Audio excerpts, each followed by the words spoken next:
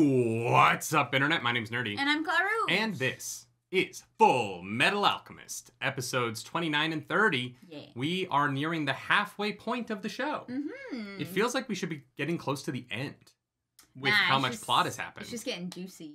It's getting good. Yeah, once that ball is rolling, it just keeps going. Yeah, Gluttony is just bouncing and bopping down that hill. Is Gluttony still alive? Questionable. Greed is still alive, but it's Ling. There's a lot going on in the show, you guys. It's so weird because I can't say anything. You'll ask questions and I'll be like, Ba-ba-da-ba-ba. All right, let's dive right into this. If you want the full-length reaction, go to patreon.com/nerdynightly. But if you don't, stay here because you're already here and it's about to begin. What's up? Yes. Oh, he does that intentionally. That's... Al, what's that weird little cat doing in here? Well, you know that little girl? Are you serious? She's inside your armor? Pants?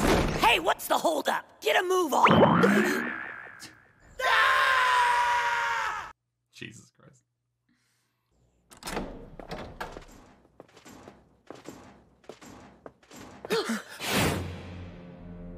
Wrath.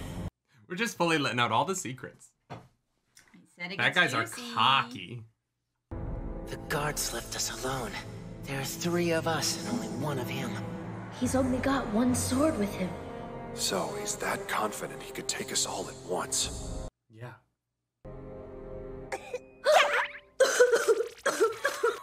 God damn it, Al.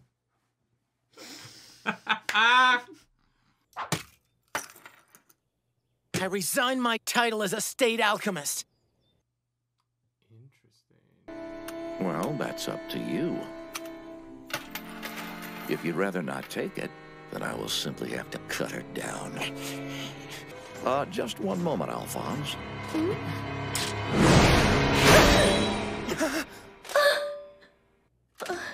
Is that all? That's all. You are now dismissed.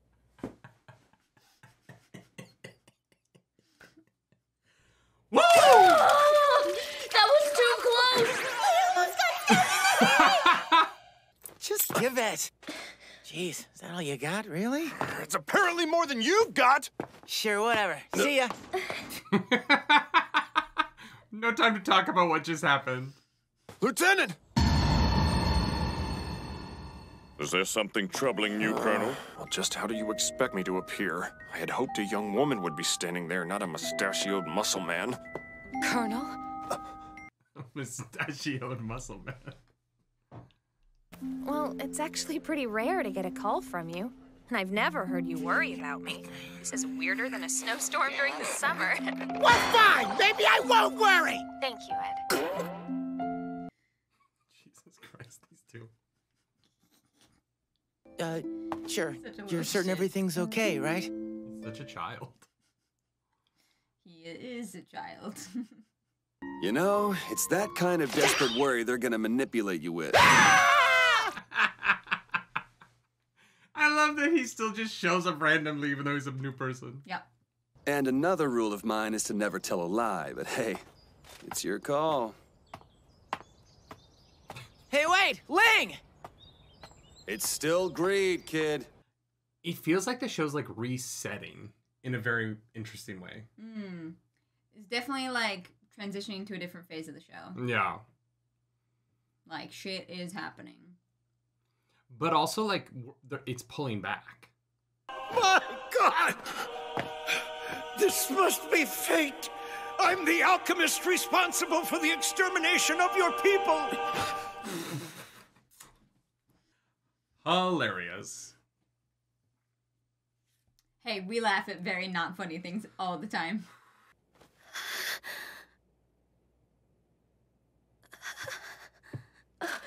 Lanfan?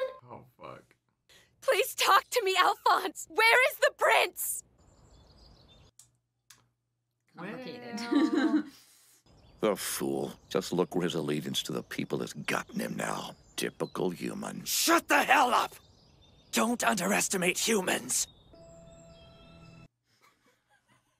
He's patient, just waiting for any chance he can get. Cool. Wrath's surprise face is amazing. It's great. And now that I face the military again, I have to fight. I couldn't live with myself if I ran away now. Let's go, Armstrong! He's pretty great. Eager to reveal his true nature as a homunculus to me. Yeah. Wrath? What? Seems they're testing me. I have to admit I'm honored. It's one way to look at it. I never feel more human than when I'm fighting real monsters. That was a great scene. Mm-hmm. I need an automail engineer now. Please help me. We don't know any of those. Sorry. No. Mm-mm. Not one. How do you think she's gonna get along with Winry? I have no idea, honestly. Yeah. I don't really know what her, like, personality is beyond... Servitude. Yeah. May? What the fuck? Too bad you won't live to see me get it. You won't even leave this room, princess. Hey, just hold on a minute. Ow, in the middle of this is fucking hilarious. My wounds aren't going to slow me down. Is that so? Well, neither will mine. She's like 9 years old. What the hell do you two think you're doing?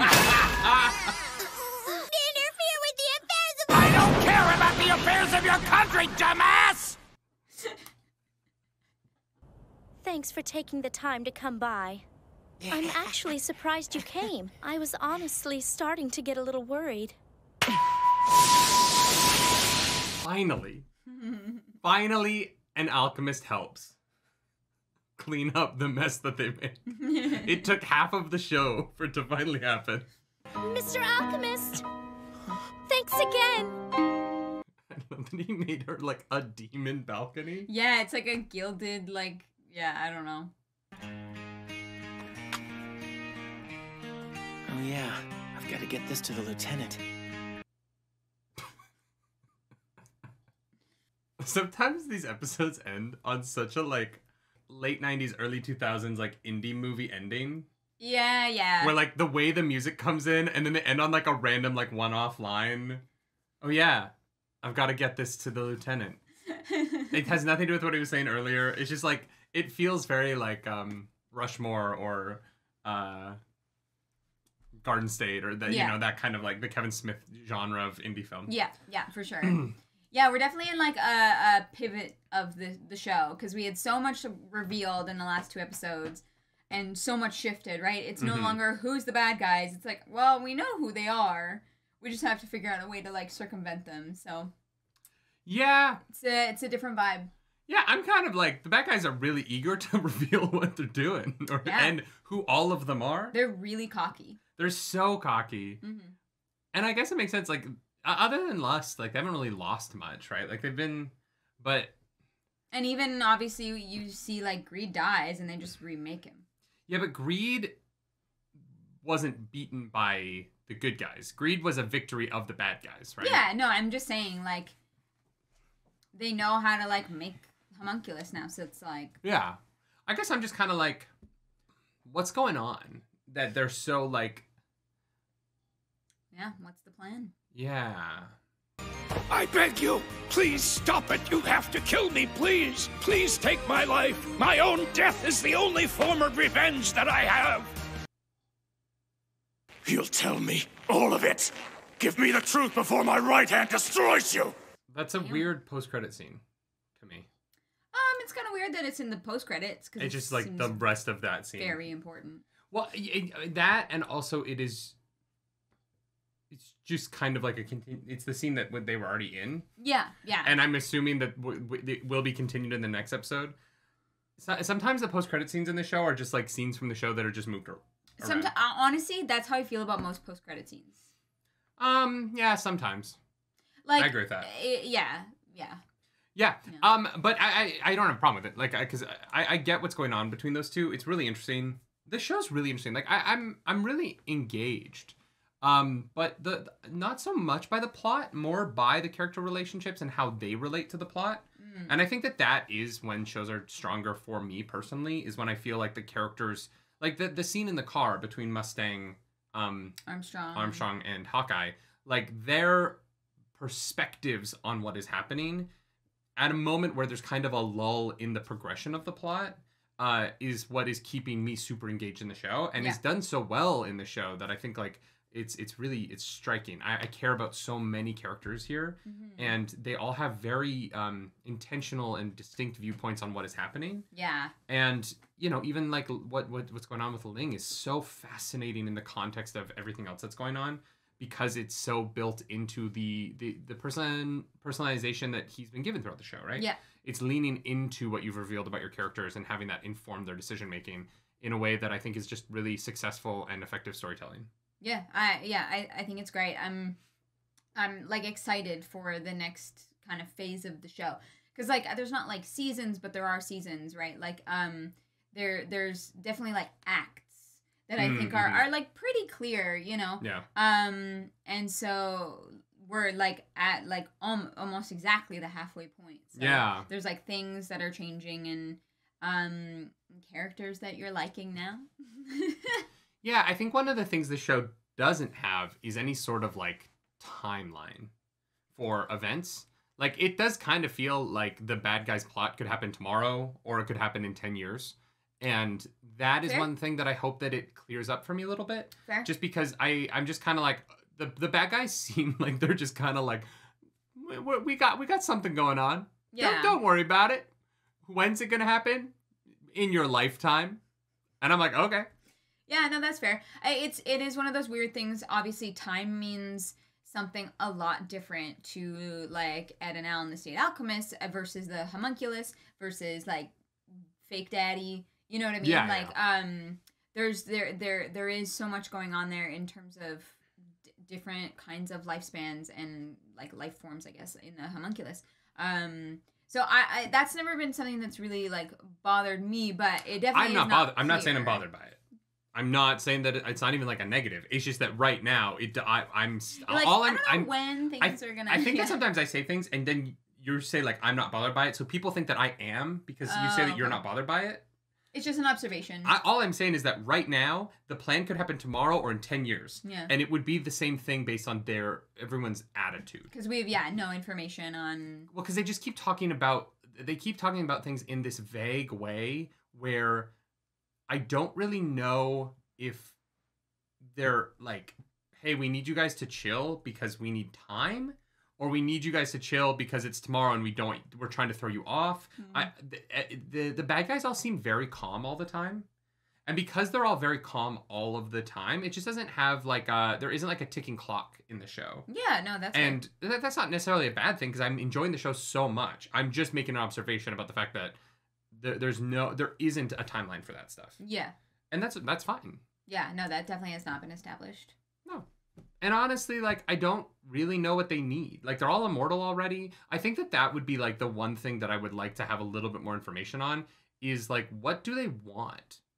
It seems like they've won, like, at every level, right? They have all of the power. They have all of everything. And they're so calm and chill all the time. They don't have any, like, personal relationships. The bad guys don't have, like, it doesn't seem like they're having fun. It doesn't seem like they enjoy the power that they've attained.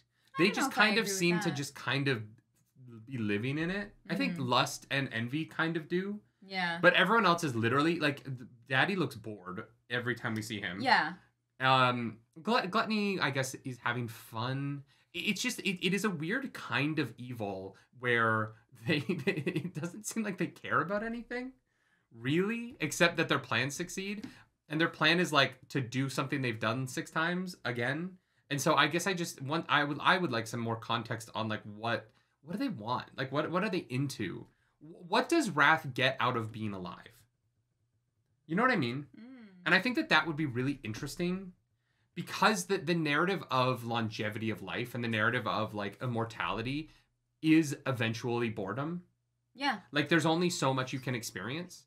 And so like what does Daddy want that makes it worthwhile to stay alive longer, I guess, is a question that I wouldn't mind being answered. Yeah, no, that's fair. Yeah. Let's find out. Yeah, let's watch the next episode.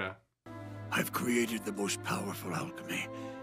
It would only cause tragedy if I placed it in the wrong hands. And now that I've finished it, I've allowed myself to grow complacent. I wonder what the most powerful alchemy is, if it's not a philosopher's stone. Are you all right? Master Hawkeye! Look after my daughter. What? She's in possession of my research. Did he say she's in possession of my research? Is she a homunculi? I can't. I'd like to believe that you're serious about this. That you I really like do that they have care. the same haircut. Can I trust you, Roy? Yeah. With my father's research? But not anymore. Whoa! No, Hayate. Bad dog. Sorry about that. Don't worry, it happens all the time. I'm too small to fight dogs. How else can you protect her? I mean, after all, you love her, don't you? No, it's not like that! The dog is... You know? What happened with Scar? Hawkeye's like, I'm not gonna fucking deal with that. That's literally, yeah. So I'd be wrong to complain. I'm not proud of it. But I've killed too many to feel sorry for myself. Executive Order 3066. The official order to initiate the Ishvalan War of Extermination. They called it that?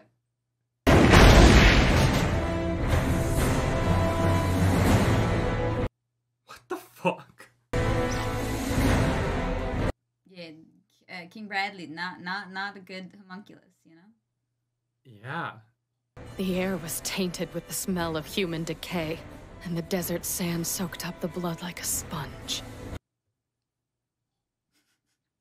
There's times when I'm like, maybe this show shouldn't be as jokey as it is. Where other soldiers don't always have a direct line of sight on the effects of their actions, snipers do. And, of course, the state alchemists. Why is Waluigi here? Wah!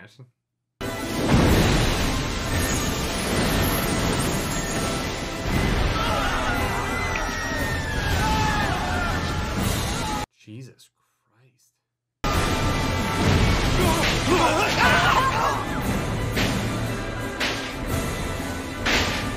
Dude, I'm with Armstrong. What the fuck? Yup. Hello, Major Mustang. Long time no see. Do you still remember me? That didn't need to go so, like, comedy in the middle of that scene. It's to add, The like... bookends of it were great, and then it got, like, a little too goofy. It's just to add levity, right? So that you're not just, like, depressed. I don't need you to add levity in that scene. Some You know what I people mean? do, I think know? you can add sympathy and without going, like, Looney Tunes. What the hell is the reason for this war? The reason? There is one. But it's worse than you can imagine.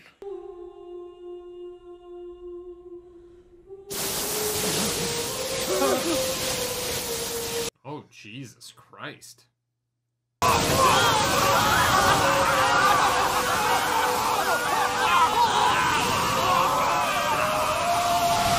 I couldn't dream of a more fulfilling job.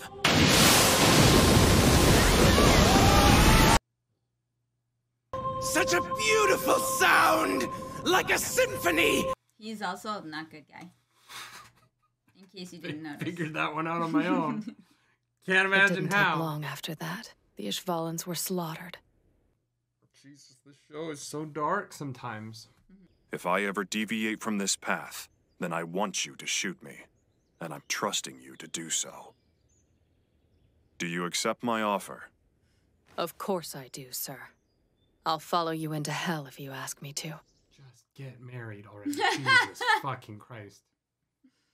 She's like giving him shit about loving Winry, but like Hawkeye. Look in the mirror.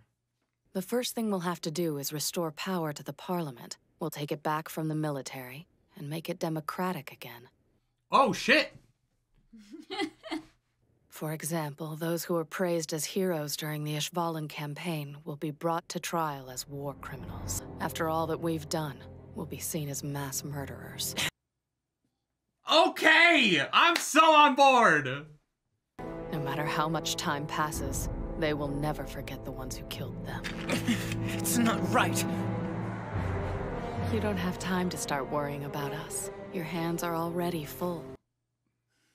Yeah, seriously. Also, you weren't there. And so if the people who committed the war crimes are like, no, we need to set up a system that we can seek justice for the things that we did.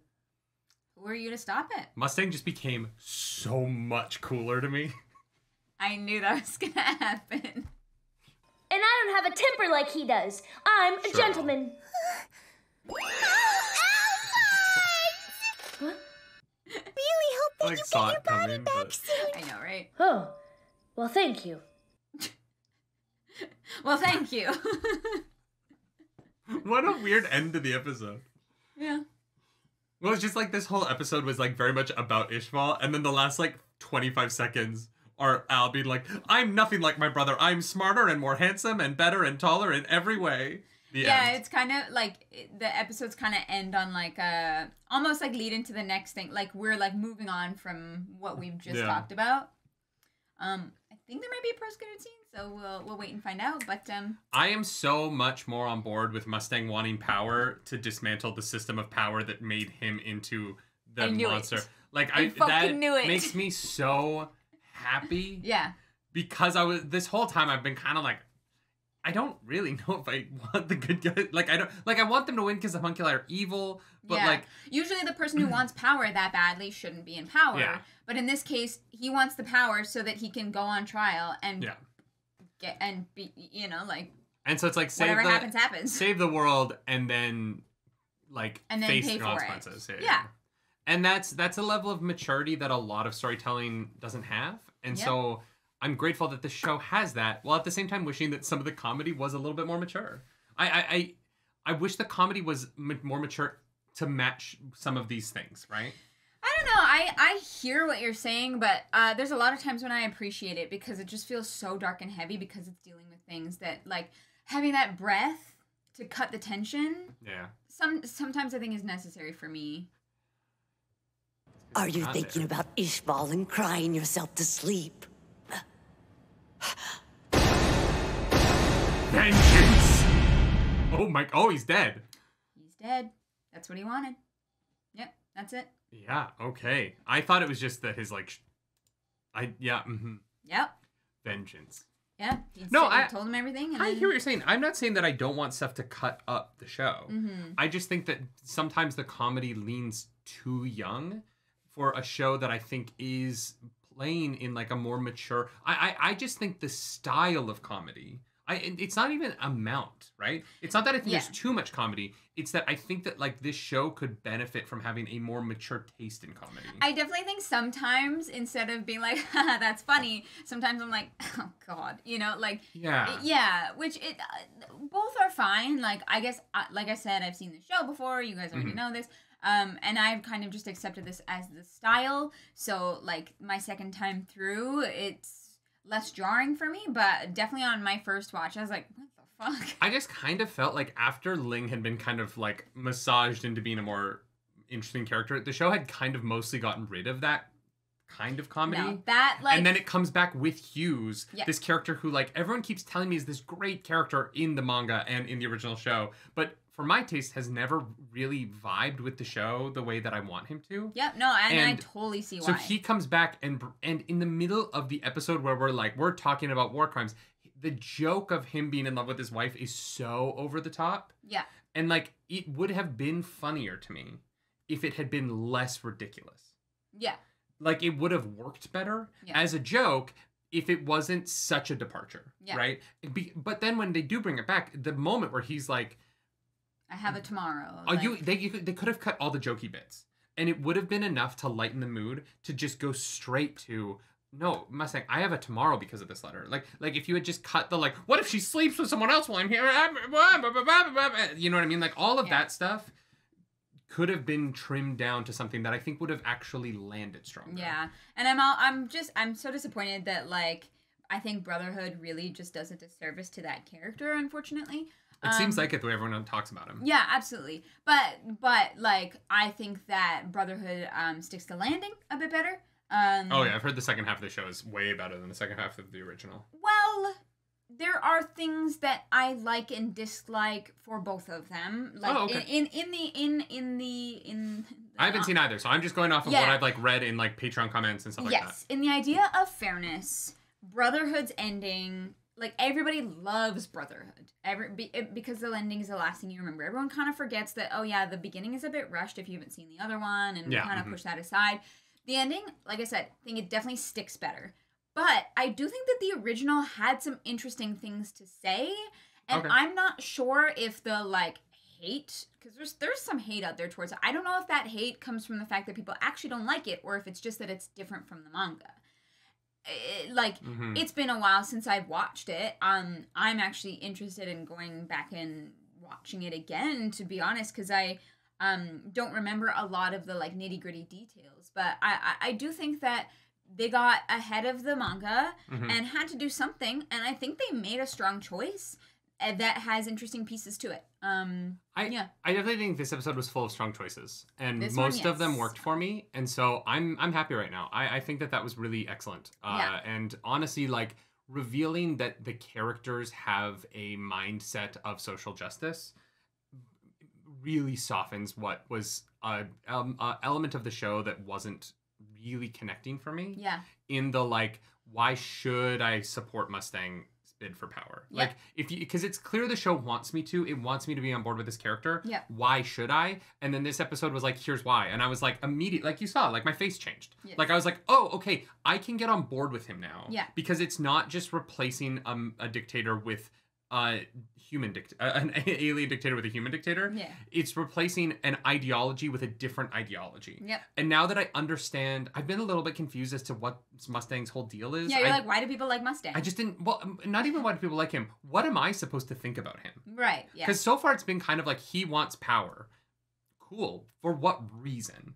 It kind of reminds me of Ramonda and Lelaine in Wheel of Time when they were like, these two people are political rivals. And I was like, okay, but what are their political ideologies? Yeah. And they were just always against each other, but it never got into what either of them believed. And I found that frustrating. Yeah. I was like, because I don't think either of them have strong beliefs. They just don't like the other person. Right. But in this, I was like, what is Mustang's ideological difference from the Führer? Yeah. And getting it here was like, oh, I am so fucking on board. So good. And so like this episode had a lot of dark shit.